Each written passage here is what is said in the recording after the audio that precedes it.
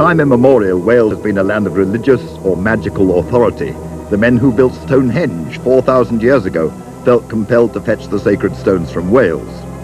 Nobody knows who the men of the big stones were, but they left their traces all the way from Spain up the Irish Sea, and buried their dead in these stone vaults under long mounds of earth long since washed away.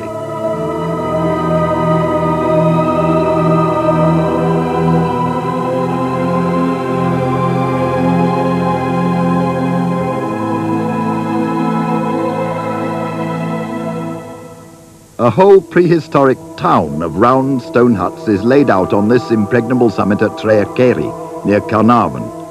According to legend, a great hoard of gold is buried there. A folk memory, perhaps, of the merchant adventurers of Wessex who traded in gold from Ireland and amber from the Baltic 4,000 years ago. But Welsh history begins with the Romans.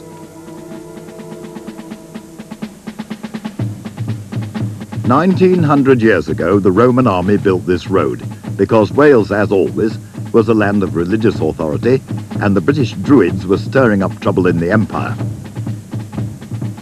They built a network of garrison forts. There was one here at Tomonimir. And for the rest of their 400 years of occupation, the Romans always had two armies standing by in case the Welsh boiled over.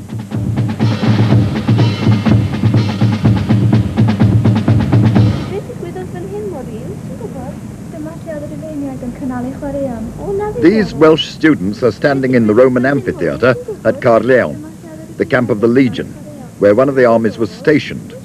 During the long occupation, their ancestors took to the Roman civilization like ducks to water, wore togas, spoke Latin, virtually became Romans. Then, suddenly, the army left.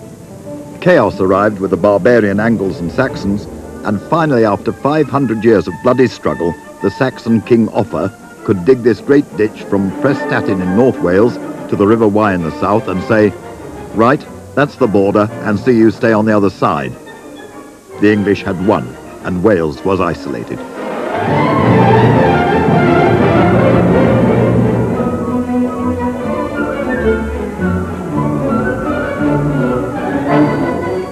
Now it was to be crowded into a corner. The Normans advanced into Wales very soon after their conquest of England. Everywhere they built castles. This early one is White Castle in Monmouthshire.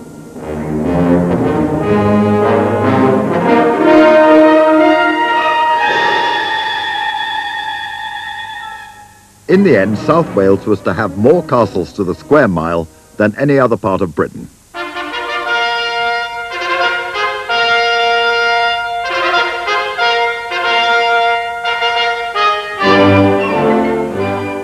Under the Norman pressure, Llewellyn the Great had managed to hold Wales united for 40 years. Now, in 1277, Edward I of England began a campaign which was to end in Welsh disaster.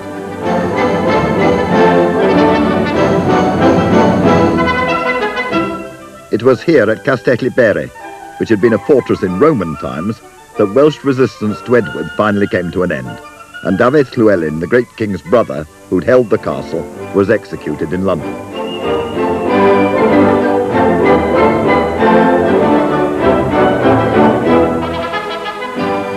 The castle at Caerphilly, where they used to make the cheese, also began as a Roman fort.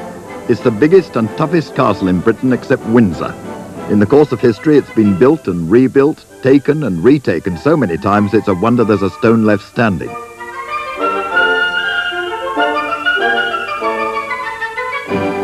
Carreg Cennen, the most spectacular fairy tale castle in Wales, is a Welsh one.